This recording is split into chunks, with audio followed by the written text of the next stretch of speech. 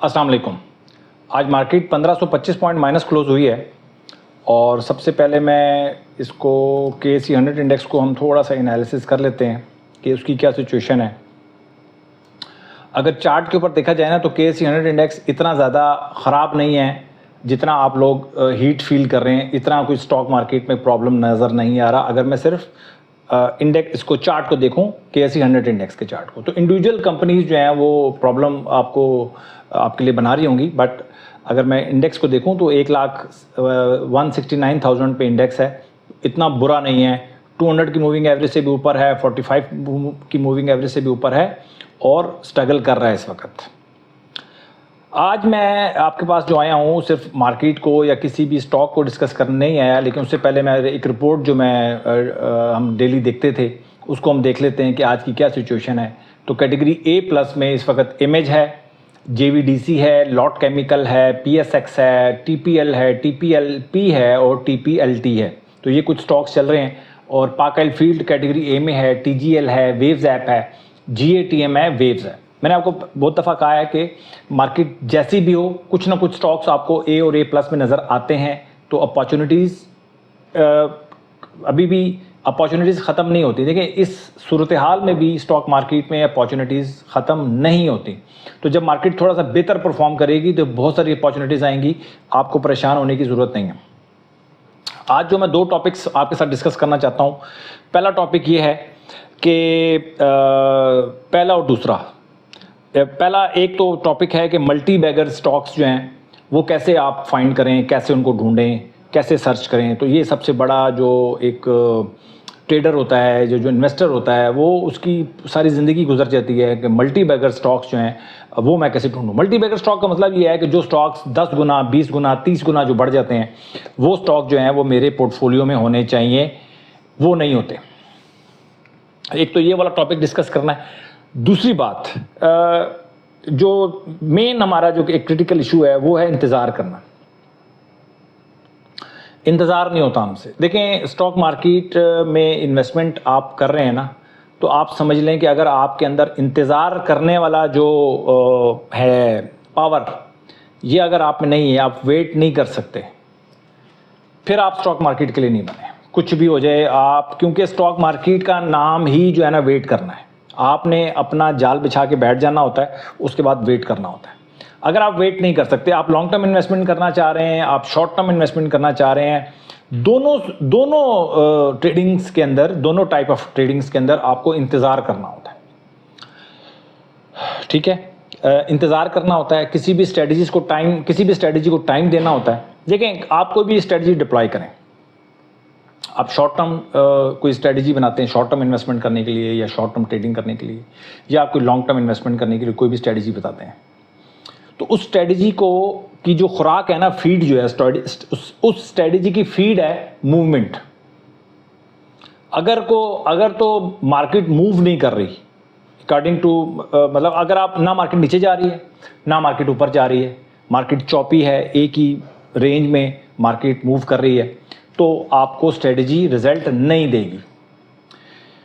तो जब तक स्ट्रेटजी उस वक्त तक रिजल्ट नहीं देगी जब तक स्ट्रेटजी को फीड नहीं मिलेगी। परफॉर्मेंस तभी देगी जब उसको कुछ खाने को मिलेगा, और उसको खाने की जो खुराक है वो है उसकी मूवमेंट। मार्केट ऊपर जाए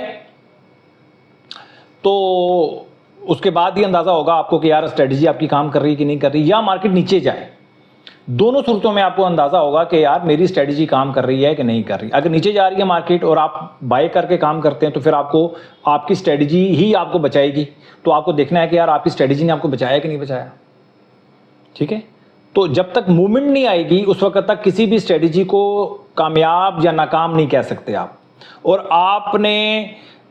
जब भी स्ट्रेटजी, कोई भी आप स्ट्रेटजी आप जब डिप्लॉय करते हैं तो उसके बाद करंट सिचुएशन से आप लोग उकता जाते हैं, घबरा जाते हैं और अपनी इन्वेस्टमेंट को विड्रॉ कर लेते हैं, या आप डिफरेंट एवेन्यूज़ की तरफ, जो अदर एवेन्यूज़ होते हैं इन्वेस्टमेंट के, आप उसमें चले जाते हैं, गोल्ड में चले जाते हैं, क्रिप्टो में चले जाते हैं, प्रॉपर्टी में चले जाते हैं, या कुछ और सोचना शुरू कर देते हैं आप।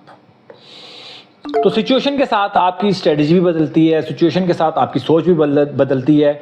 नाउमीदी अपनी जगह आपके दिल में, आपके जहन में एक नाउमीदी सी आ जाती है कि यार गलत जगह आ गए हैं।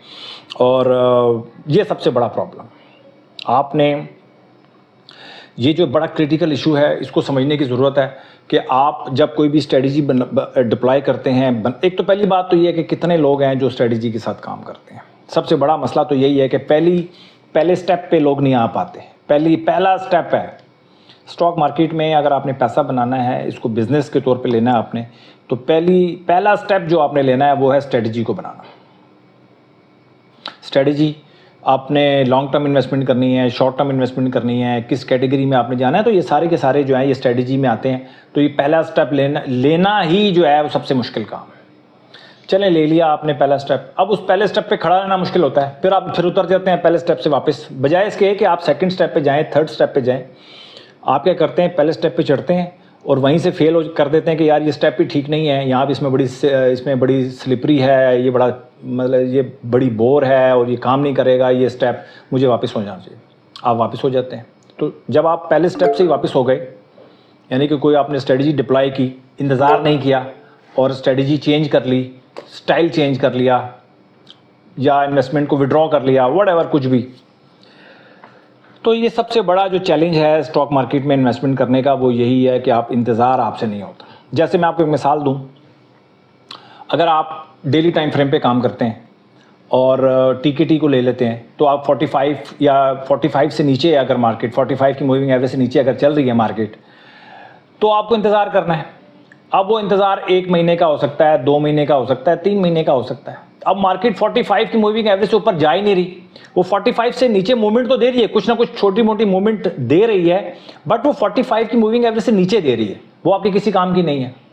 अब आप कहते हो यार ये तो स्ट्रेटजी ठीक नहीं है, मार्केट तो 45 से ऊपर जा ही नहीं रही, तो वो मार्केट नहीं जा रही ना, वो तो मार्केट का प्रॉब्लम है, आपकी स्ट्रेटजी का इशू नहीं है। अगर आप 45 की मूविंग एवरेज से ऊपर बाय करते हैं, आपने तैयार कर लिया है कि 45 की मूविंग एवरेज से ऊपर ही बाइंग करूंगा मैं जब भी करूंगा, शॉर्ट टर्म इन्वेस्टमेंट कर रहे हैं या लॉन्ग टर्म कर रहे हैं।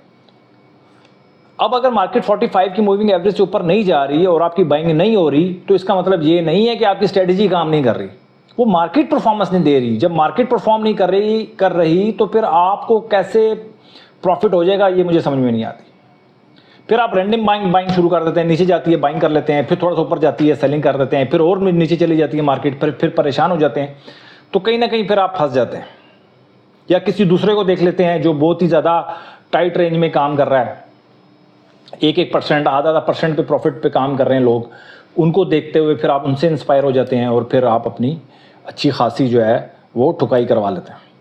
ठीक है, तो सबसे ज़्यादा जो मसला है ना वो है आपको इंतज़ार करना। आप लॉन्ग टर्म इन्वेस्टमेंट कर रहे हैं तब भी आपको इंतज़ार करना है, और अगर शॉर्ट टर्म इन्वेस्टमेंट कर रहे हैं तो अपने टाइम का इंतज़ार करना है।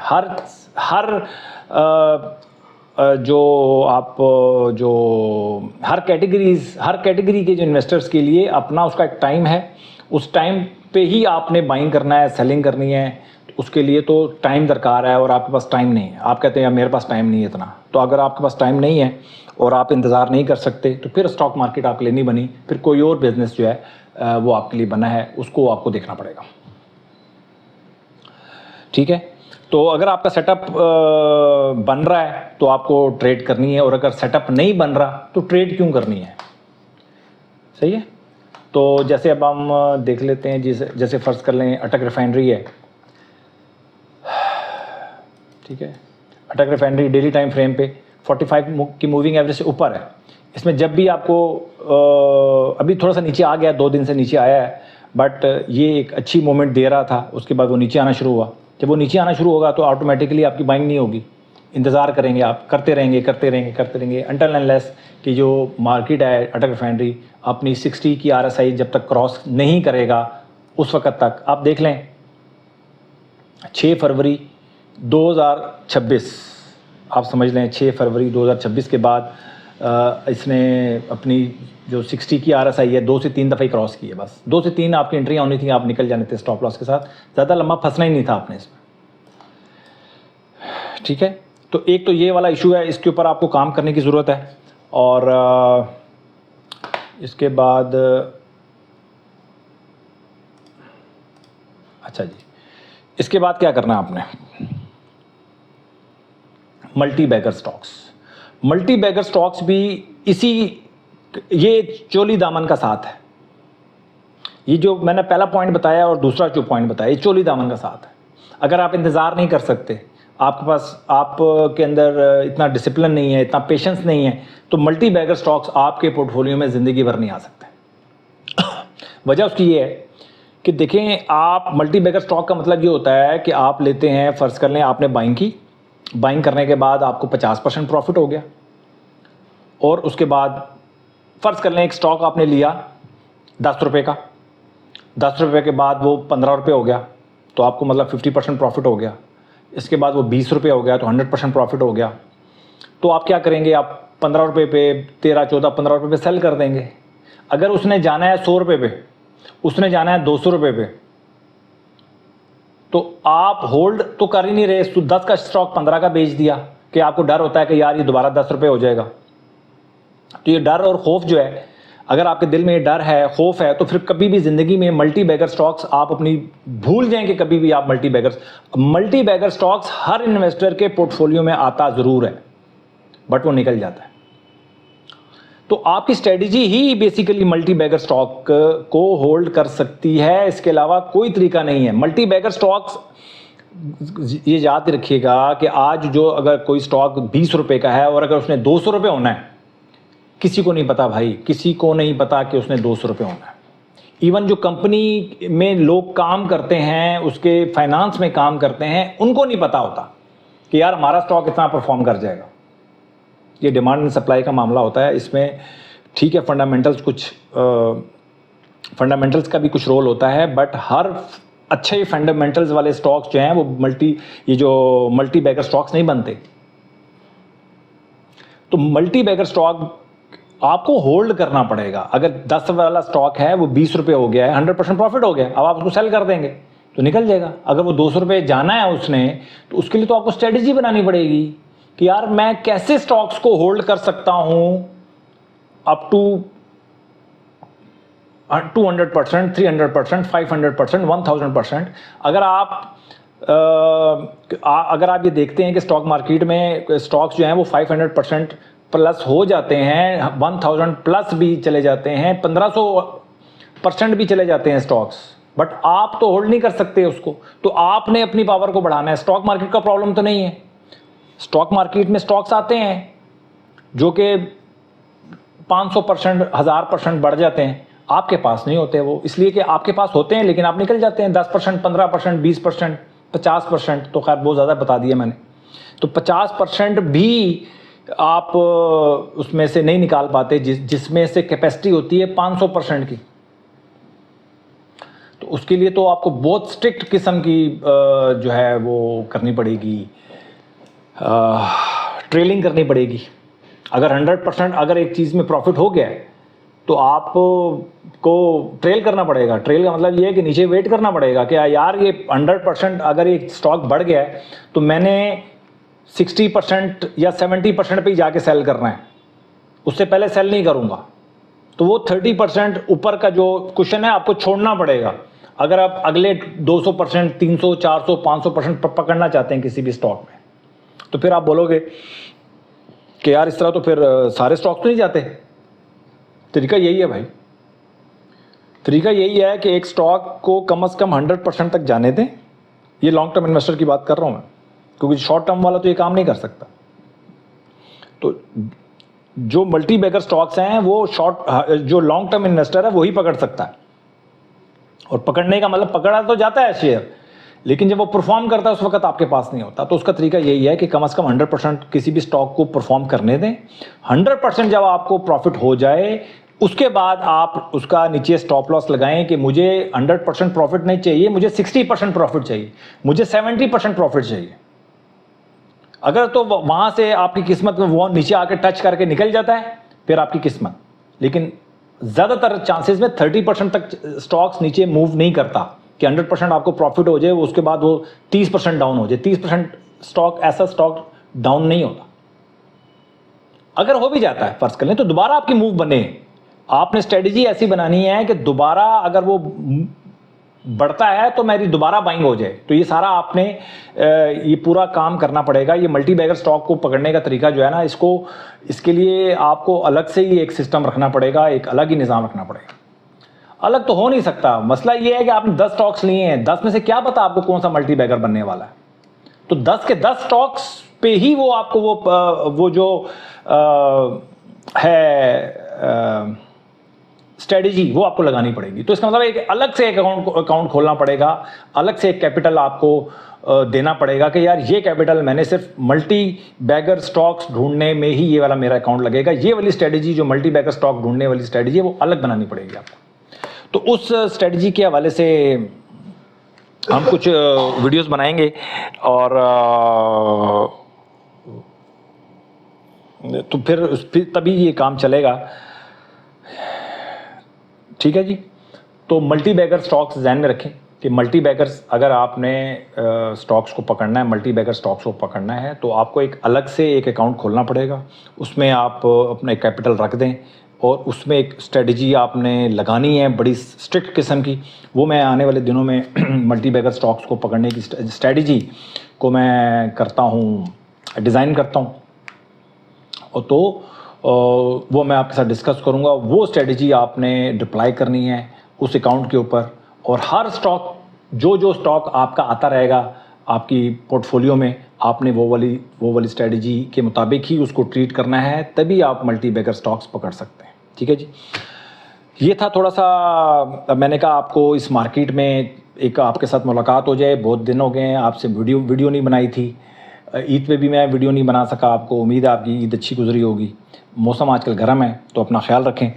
और मार्केट का मौसम ज़रा थोड़ा सा आपको हीट फील हो रही होगी मार्केट की। ठीक है, अभी मार्केट बहुत ज़्यादा गिरी नहीं है। एक बात ध्यान में रखिएगा, अगर आप समझ रहे हैं कि मार्केट बहुत ज़्यादा डिप्रेस है या कुछ है, ऐसा कुछ नहीं है। मार्केट 1,69,000 पे है और मार्केट सिर्फ न्यूज़ बेस्ड चल रही है। एक न्यूज़ आती है 1500-2000 पॉइंट माइनस खड़ी हो जाती है मार्केट। एक न्यूज़ आती है 1000-1500 पॉइंट 2000 पॉइंट प्लस हो जाती है मार्केट। कुछ नहीं हो रहा, मार्केट के अंदर मूवमेंट नहीं आ रही।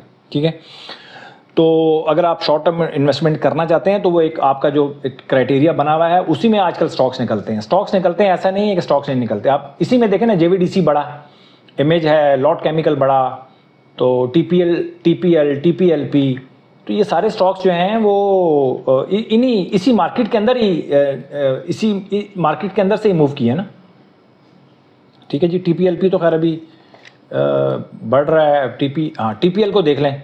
TPL का जब हमारा बना 16 अप्रैल को, तकरीबन इसकी 8 रुपये 51 पैसे में इसकी अलर्ट कैंडल बनी थी। उसके बाद वो 13 रुपये तक चला गया। बीच में बहुत दफ़ा आपको मौका मिला, 2 से 3 दफ़ा मौका मिला एंट्री का डेली टाइम फ्रेम पे। तो अगर आपकी स्ट्रेटजी इंटैक्ट है अपनी जगह पे तो स्ट्रेटजी आपको बचाएगी भी और स्ट्रेटजी आपको प्रॉफिट भी देगी। बट इस मार्केट में बहुत ज़्यादा प्रॉफिट आप एक्सपेक्ट ना करें। सिर्फ अगर आपको नुकसान से आप बच जाएंगे तो इसका मतलब है कि स्ट्रेटजी आपकी बहुत अच्छा काम कर रही है। अपना बहुत ख्याल रखें, अपने इन्वेस्टमेंट का ख्याल रखें और थोड़ा सोचें। ये जो मैंने जितनी बातें की हैं वो बहुत ज़्यादा तरतीब में नहीं थी। आपने तरतीब में लेकर आना है, इनको पॉइंट्स नोट करने और ख़ुद से आपको काम करना पड़ेगा जी, और इंतज़ार करना पड़ेगा। इंतज़ार। इसके अलावा स्टॉक मार्केट का दूसरा नाम मेरे जहन में अभी नहीं आ रहा। अपना बहुत ख्याल रखें। Thank you very much.